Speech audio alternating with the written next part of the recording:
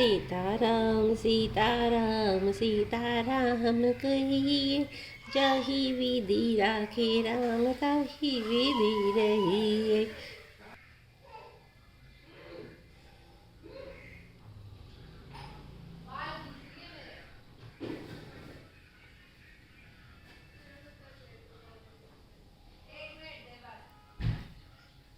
यह कीर्ति रूपिणी नदी 6 ऋतुओं में सुंदर है।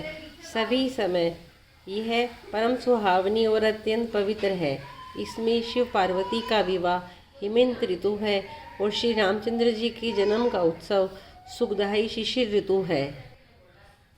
श्री रामचंद्र जी के विवाह समाज का वर्णन ही आनंद मंगल में ऋतुराज वसंत है। श्री राम जी का वन गमन दूसरे ग्रीष्म ऋतु है और मार्ग की कथा ही कड़ी धूप और लू है।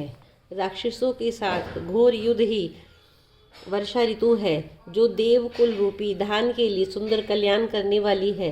रामचंद्र जी के राज्यकाल का जो सुख विनम्रता और बड़ाई है, वही निर्मल सुख देने वाली है।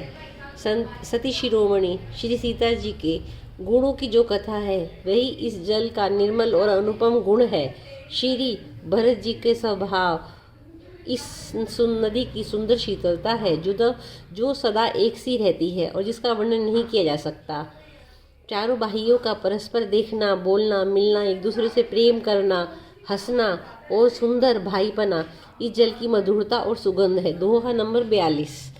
मेरे आर्द्र भाव, विनय और दीनता इस सुंदर और निर्मल जल का कम हल्कापन नहीं है, अर्थात अत्यंत हल्कापन है। ये जल बड़ा ही अनोखा है, जो सुनने से ही गुण करता है और आशा रूपी प्यास को और मन के मैल को दूर कर देता है। श्री रामचंद्र जी के सुंदर प्रेम को पुष्ट करता है, कलयुग के समस्त पापों और उनसे होने वाली ग्लानि को हर लेता है, संसार के जन्म मृत्यु रूप श्रम को सोख लेता है, संतोष को भी संतुष्ट करता है और पाप ताप दरिद्रता और दोषों को नष्ट कर देता है। यह जल काम, क्रोध, लोभ, मद और मोह का नाश करने वाला और निर्मल हृदय और वैराग्य का बढ़ाने वाला है। इसमें आदरपूर्वक स्नान करने से, इसे पीने से हृदय में रहने वाले सब पाप ताप मिट जाते हैं। जिन्होंने इन राम सुयश रूपी जल से अपने हृदय को नहीं धोया, वे कायर कलिकाल के द्वारा ठगे गए। जैसे प्यासा हिरन सूर्य की किरणों के रेत पर पड़ने से उत्पन्न हुए जल के भ्रम को ही वास्तविक जल समझकर पीने को दौड़ता है और जल न पाकर दुखी होता है, वैसे ही वे कलयुग से ठगे हुए जीव भी विषयों के पीछे भटक कर दुखी होंगे।